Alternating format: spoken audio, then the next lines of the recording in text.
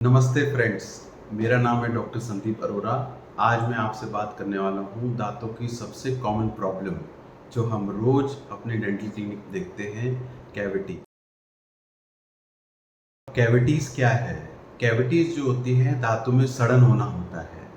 अब आमतौर पे लोगों का ये भ्रम होता है कि जब तक दांतों में दर्द ना हो इसका मतलब हमारे दांतों में कोई कैविटीज़ नहीं है। पर मैं आपको बता दूं, ये धारणा सच से बहुत दूर है, क्योंकि कैविटीज़ बिना दर्द के भी चल सकती है और साथ के दांतों को भी खराब कर सकती है। एक तो कैविटीज़ पता लगाना बड़ा मुश्किल। सबसे पहले आपको जानना ये ज़रूरी है कि कैविटीज़ क्यों होती है हमारे दांतों के अंदर।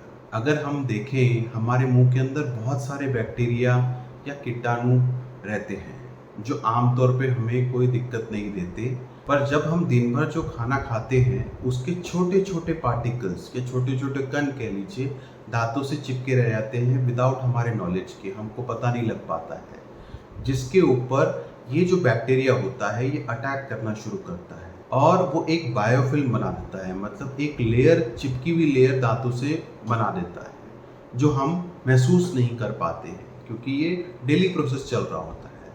और चिपकी हुई लेयर की वजह से वहाँ पे एसिड प्रोड्यूस करते हैं वो बैक्टीरिया। अब हमारा जो दांतों का सबसे बाहरी हिस्सा है जिसको हम इनामल कहते हैं, जबसे मजबूत हिस्सा है, ये एसिड की वजह से वो घुलना शुरू कर देते हैं ये पार्टिकल्स को, या हमारे दांतों के इनामल को घोलना शुरू कर देते हैं एसिड। और ये प्रक्रिया एसिड अटैक जो है बार बार होने की वजह से हमारा इनामल जो है वो कमज़ोर होने लग जाता है, मतलब वो मजबूती उसकी खोना शुरू कर देता है। इस वजह से वहाँ पे एक छेद बन जाता है जिसे हम आमतौर पे कैविटी कहते हैं। और ये जो छेद होता है कई बार जो दांतों के बीच में ऊपर से बहुत छोटा दिखता है पर अंदर फैला हुआ होता है जो हमको हमारी आंखों से दिखाई नहीं दे। इसलिए आपका ये जानना बहुत ज़रूरी है कि दांतों की कैविटीज़ हम हमेशा देख नहीं सकते हैं।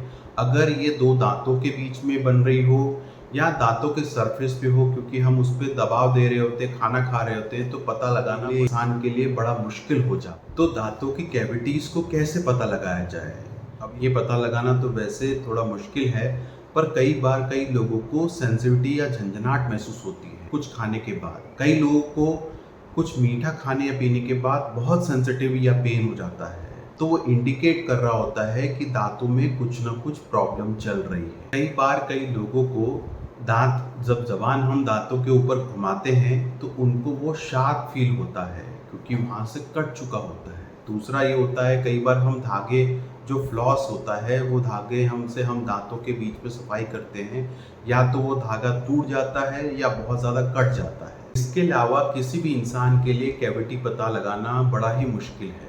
इसके लिए हम ये एडवाइस करते हैं कि आप डेंटिस्ट के पास जाइए। डेंटिस्ट करता क्या है, वो चेक करता है दांतों की सरफेस को या दांतों के बीच में और एक एक्सरे लेता है जो लो डोज रेडिएशन वाला होता है, जिस वजह से वो दांतों के बीच में और दांतों के अंदर देख पाता है। डेंटल एक्सरे, जिसको हम डायग्नोस्टिक एक्सरे भी कहते हैं, उसका फायदा क्या है कि हम दांतों की में कैविटीज को आराम से पता लगाते हैं। और दूसरा, दो दांतों के बीच में अगर कैविटी बन रही है जो हम आंखों से नहीं देख पाते, डेंटल एक्सरे हम उसको शो कर देते हैं।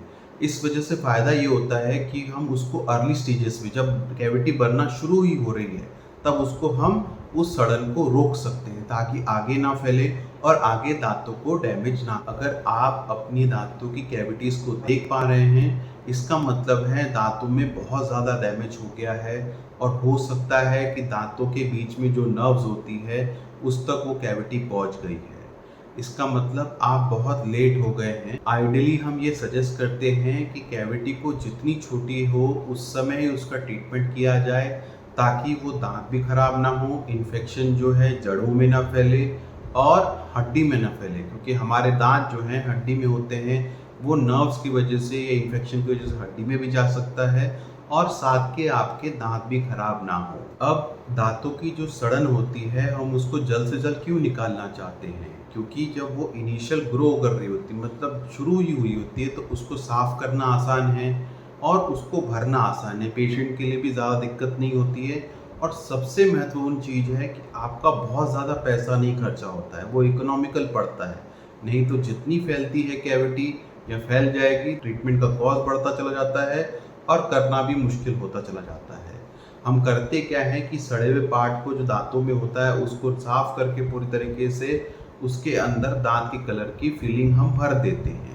अगर आप दांत की कैविटी को निग्लेक्ट करते हैं, कि जो आमतौर पर हम करते हैं, हमको लगता है दर्द नहीं हो रहा है, कोई सेंसेशन नहीं हो रहा है, इसका मतलब हमारे दांत स्वस्थ हैं, सो ये भ्रम मन से निकाल दीजिए। इस वजह से होता क्या है कि डैमेज पड़ता चला जाता है और कई बार सिर्फ फिलिंग से काम नहीं हो सकता है, क्योंकि डैमेज इतना हो जाता है कि दांत को बचाने के लिए हमको कैप या क्राउन लगाना होता है। अगर ये कैविटी नसों तक, जो दांत के बीच में नसें होती हैं, वहाँ तक फैल जाए तो हमको रूट कैनाल ट्रीटमेंट करके या नस का ट्रीटमेंट करके उस पर कैप या क्राउन चढ़ाना पड़ता है। एज ए डेंटिस्ट मैं आपको ये सजेस्ट करूँगा कि कैविटी को हम ये चाहते हैं कि जल्द से जल्द साफ़ करें, ताकि डैमेज ज़्यादा ना हो और दांतों में ना फैले, जड़ें खराब ना हो। इस वजह से फ़ायदा ये होता है कि नुकसान भी कम होता है और बहुत चीप तरीके से काम हो जाता है और पेशेंट को भी ठीक लगता है। एक मैं आपको इम्पॉर्टेंट टिप दूंगा, अगर आपको कहीं भी डाउट है, दांतों में कैविटी है या लग रहा है कि वहाँ दांतों में कैविटी हो सकती है, तो जल्द से जल्द दिखा के इसका ट्रीटमेंट ज़रूर करवा लीजिए। इसका फ़ायदा ये है कि आपको दांतों को बचा लेते हैं। और एक इम्पॉर्टेंट सजेशन मैं आपको ये दूंगा, अगर ये आप समझ लीजिए, अगर आपके दांतों में दर्द नहीं है इसका मतलब कैविटी नहीं है, ऐसा होना बिल्कुल नहीं है। इनिशियली या कुछ देर तक पेन बिल्कुल नहीं होता है, क्योंकि हमारे दांत बहुत सारे लेयर से बने हैं। जब तक वो नसों या अंदर तक ना पहुंच जाए तो दर्द या सेंसेशन महसूस नहीं होता है। आप कैविटीज़ को बढ़ने ना दें तब जब तक दर्द ना हो, ताकि आपको वो तकलीफ ना दे और आपकी स्माइल अच्छी रहे। दूसरा, अगर आपको ये वीडियो हेल्पफुल लगा है तो थम्स अप बटन को हिट करिए, सब्सक्राइब करिए और आगे मैं आपसे मिलूँगा। नमस्ते।